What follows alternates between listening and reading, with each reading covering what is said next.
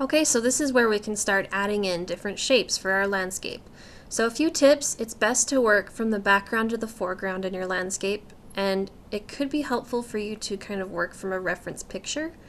That way you can kind of copy some of the shapes and the colors you see instead of just inventing it out of your mind. Also, it's good to work on different layers and to lock different layers, so that way you're not working on a layer you don't want. So I'm going to create the sky, so I'm renaming that layer to the sky layer. And then remember, you can lock it and unlock it by clicking in that area. If it's locked, it'll have a padlock. So to create different shapes with color, it's best to kind of complete a pathway and create a completed shape.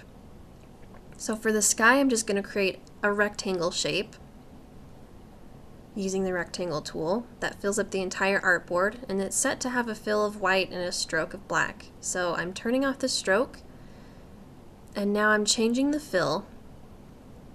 So remember, you can do that by clicking on the box and selecting different colors. Okay, so that could be my sky. I could do it that way, or I could use a gradient.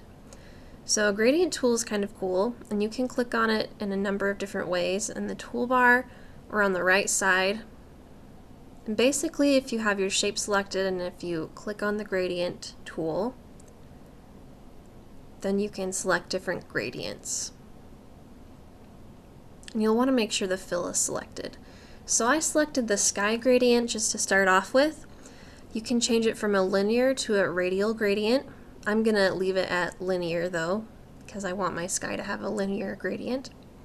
You can also change the degrees.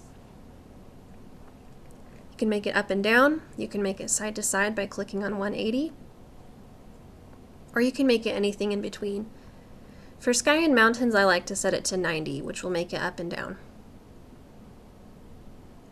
So to change colors, you can basically double click on these little tags, and this will bring up a window where you can change different colors.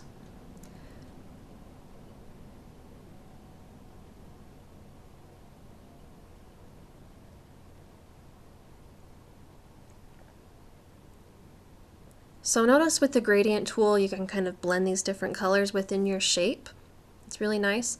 If you drag the tags, then you can kind of change the way they are blended,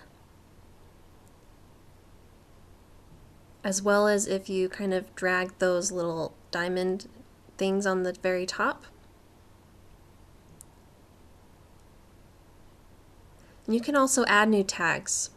So if you hover your mouse along the very bottom of that color bar, you'll see a little plus sign, and so you can add different tags if you want to create more colors within your gradient. And if you want to delete them, you simply click on them and then click on that garbage can icon. So this is really nice. You can create some nice kind of realistic, fun looking colors. Just remember that you need to have your shape selected, and you need to change the fill of the shape instead of the stroke.